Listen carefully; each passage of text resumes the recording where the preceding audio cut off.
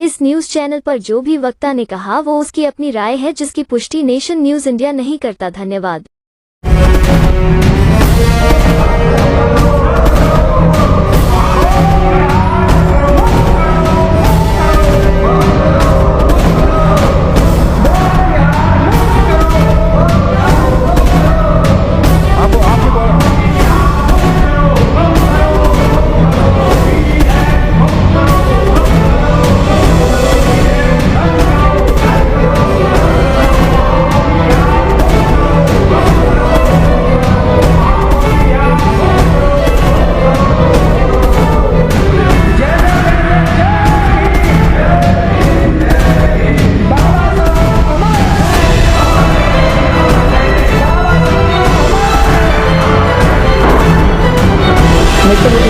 Channel में आपका हार्दिक स्वागत।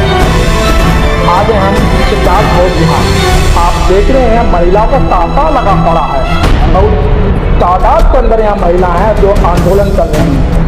और ओनली कह लें, नोएडा कह लें या अन्य जो जगह हैं, वहाँ से जो बौद्ध धर्म को मानने वाली महिला हैं आज आंदोलन में बैठी हैं। आज छठा दिन है, 6 दिन से लगातार यहाँ बोध गया खाली करने के नारे लग रहे हैं और बोध गया तो जल्द से जल्द मुक्त किया जाए। तो हमारे साथ में आज रेखा सागर जी। रेखा सागर जी, आपका चैनल में दंडन अभिनंदन।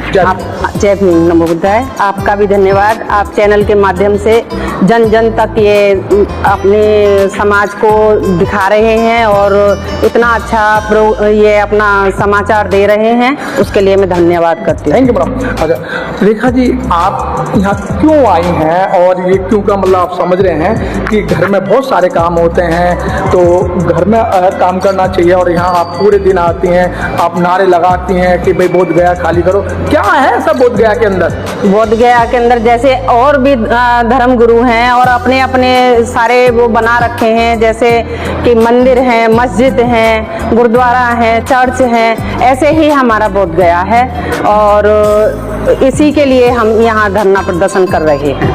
तो मतलब बोध गया तो वो बिहार के अंदर है, आप नोएडा के अंदर कर रहे हैं धरना प्रदर्शन। बोध गया के अंदर 3.5 महीने हो गए आंदोलन करते करते, अभी तक ना तो सरकार के कानों पे जोर रेंग रही है ना प्रशासन के कान पे जोर रेंग रही है। सरकार और प्रशासन तो मतलब अपने अपना वो देख रहे हैं, ये नहीं देख रहे हमारी समाज से ये लोग कभी खुश न थे, न हैं, न होंगे। इसी वजह से ये लोग जो हैं हमें इतना परेशान कर रहे हैं। आज अगर मंदिर पर ये राम मंदिर पर इस तरीके से हम लोग बैठ गए होते तो कब का मार तोड़ करके बाहर निकाल दिया गया होता, लेकिन हमारा बोध गया में ये प्रदर्शन कर रखा है, इतना इन्होंने परेशान कर रखा है। इन लोगों को भी समझना चाहिए और सोचना चाहिए कि हमारे भीमराव अंबेडकर बाबा साहब ने हमारे लिए उसमें लास्ट टाइम में ये धम्म पढ़ करके और ये सबको बता करके गए थे। तो इसी तरीके से इनको भी सोचना चाहिए, समाज को सोचना चाहिए, समाज भी जागृत होनी चाहिए। समाज जो है क्या है, बाहर दिखाती कुछ है और अंदर होती कुछ है।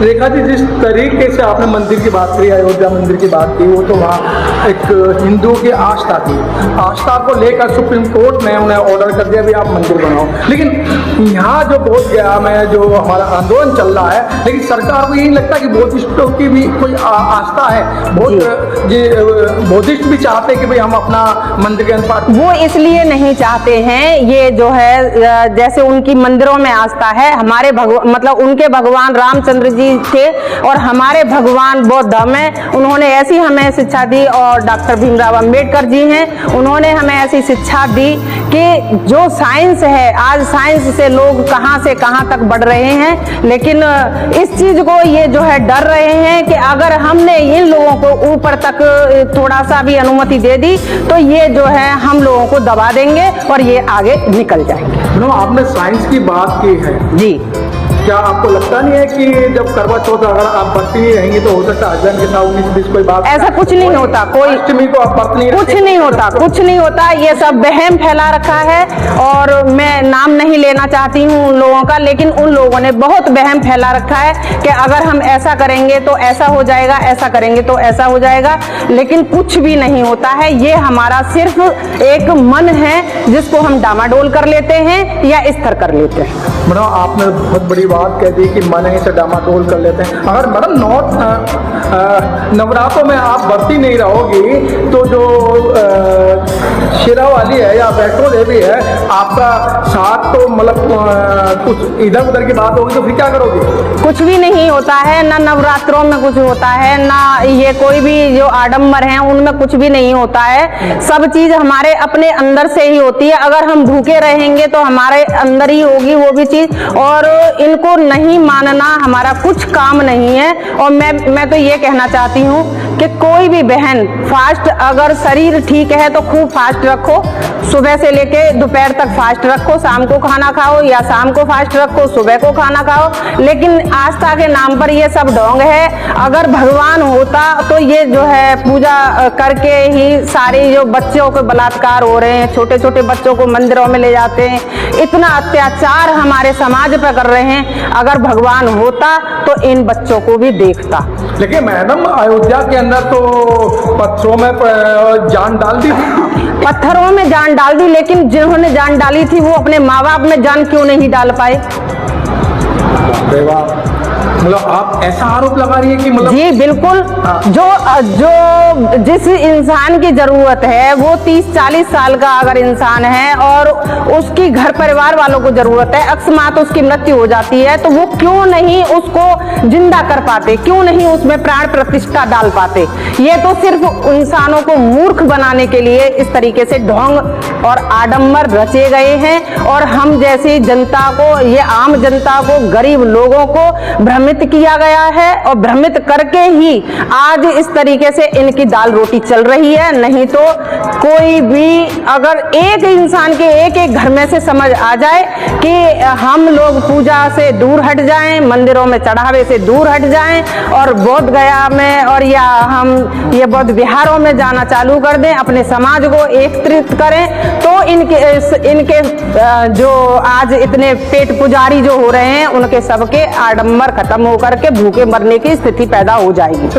मतलब बहुत कुछ मैंने देखा है, सीखा है, पढ़ा भी है और मुझे बताने वाले भी हैं। मेरे एक रिलेटिव हैं, उन्होंने मुझे बहुत ज्ञान दिया, बहुत समझाया कि इस तरीके से ऐसे करना है, अपने समाज को जागृत करना है और दूसरों को ठोकर मार देना है। मैडम बहुत अच्छी बात कही आपने। बाबा साहब को पढ़ा है, सावित्रीबाई फुले को पढ़ा है जी। मतलब बाबा साहब को जानते सब हैं जी, लेकिन उनकी मान नहीं रहे हैं, क्योंकि जब नौकरी लग जाती है किसी बच्चे की तो उसकी माँ, उसके पिताजी 1 किलो का बढ़िया डिब्बा और 5,000 रुपये लेके उस मंदिर के अंदर चढ़ाने जाते हैं जिसके अंदर उनकी आस्था है। जी जी जी। जो नौकरी मिली थी आपको बाबा साहब की वजह से मिली। जी जी जी। मैं बताना चाहूंगी, खुद का ही मैं बताना चाहूंगी। मेरे बेटे की शादी हुई थी, सबसे पहले सब लोग पंडितों से पूछते हैं, मैंने किसी पंडित से नहीं पूछी थी।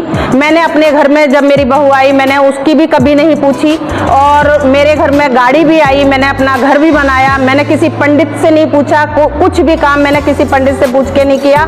और आज जो ये लोग कर रहे हैं इनकी समझ में नहीं आ रहा है। अगर 5,000 रुपए ये पंडित को दे के आते हैं तो वो पंडित का भला हो रहा है, न कि अपना भला हो रहा है। उस 5,000 को और एक मिठाई के डिब्बे को किसी गरीब के जिसकी फीस नहीं भरी जा रही है उसको देख करके आए तो वो तुम्हें हमेशा हमेशा के लिए याद करेगा। पंडित तुम्हें गेट से बाहर निकलते ही भूल जाएगा कि कौन सी शकल थी और कौन कितना पैसा दे के गया था। जी, हम जब तक बोध गया हमें नहीं मतलब दे दिया जाता, जब तक हम यहीं धरना प्रदर्शन करते रहेंगे।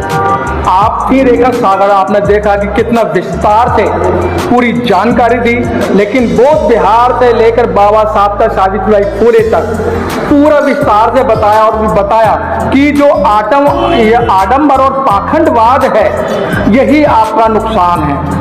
अगर इस आडंबर और पाखंडवाद से अगर आप नहीं निकले तो आपके बच्चे फिर वहीं जाएंगे जहां पहले मनु स्मृति थी। Yes. क्यों? जिस तरीके से बड़ा अच्छा लगा कि उन्होंने बताया कि बाबा साहब ने जो पढ़ने का अधिकार दिया, महिलाओं को अधिकार दिए, बहुत अच्छी चीज है।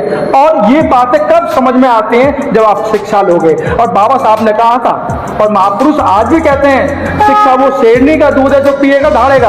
आज रेखा जी को समझ आ गई अपने धर्म के बारे में, अपने समाज के बारे में, बाबा साहब के बड़े पैमाने पर पढ़ा है, तो आज उसी को लेके दहाड़ रही हैं और अपनी बहनों से ये एक आशा लगा रही हैं और आशा लगा रही हैं। तो चलते चलते रेखा जी, आपकी जो बहन है आपको देख रही हैं और सुन रही हैं, जो अधिकतर जो पाखंडवाद में और अंधविश्वास में है, उनको क्या संदेश देना चाहते हैं? मैं ये संदेश देना चाहूंगी कि मैं हाथ जोड़ करके विनती करती हूँ, इस पूजा पाठ से, आडंबर से दूर हो जाइए, अपने बच्चों को शिक्षा दिलाइए और अपने आप को अब इस चीज से दूर कर दीजिए। अगर आपकी समझ में आती है तो आपके बच्चे आगे बढ़ेंगे और पढ़ाई लिखाई करके अफसर बनेंगे, डिप्टी बनेंगे, कलेक्टर बनेंगे। लेकिन जिस तरीके से आडंबरों में जैसे ये आज चल रहा है इसका कावड़ का, अगर इस तरीके से आप इनको धोते रहोगे तो कभी कुछ नहीं बन पाओगे। वही है, पहले जैसा ही समाज का हाल बुरा हो जाए।